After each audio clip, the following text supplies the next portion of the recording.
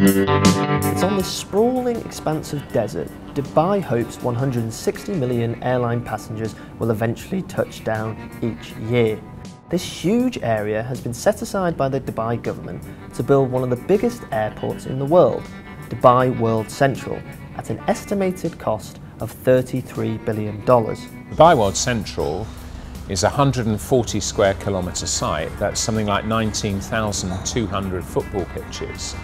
And that was dedicated some time ago to a future airport location. It's 35 kilometres to the south of the current airport in Dubai and will give us the space we need to be able to build a mega airport which will have 5 runways and at least a capacity of about 160 million passengers.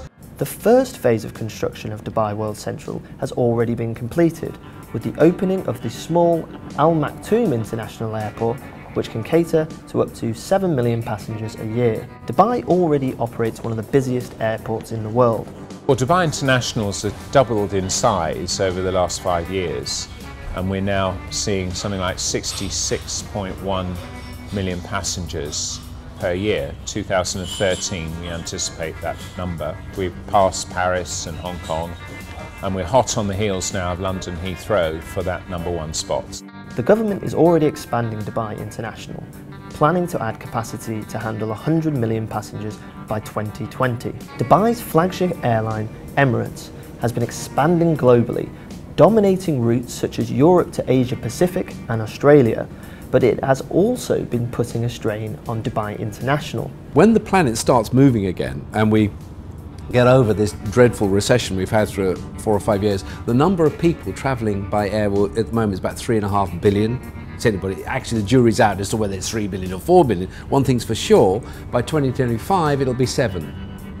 So somehow you have to cater for that demand, which is going to come whether you like it or not. Down the road in Abu Dhabi and Doha, new airports are also being built to meet the growth of Emirates rivals Qatar Airways and Etihad Airways. Hamad International in Doha will be open early next year and cater for 50 million passengers within 3 years.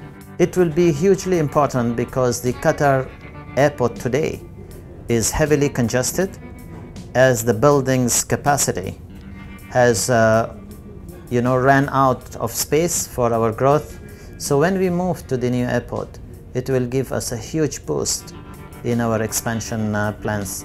Ultimately, the success of the new airport at Dubai World Central depends on when and whether Emirates decides to move its hub there from Dubai International Airport. The airline has so far been coy on the matter, and Dubai airports have not yet firmed up the details on the next phase of development.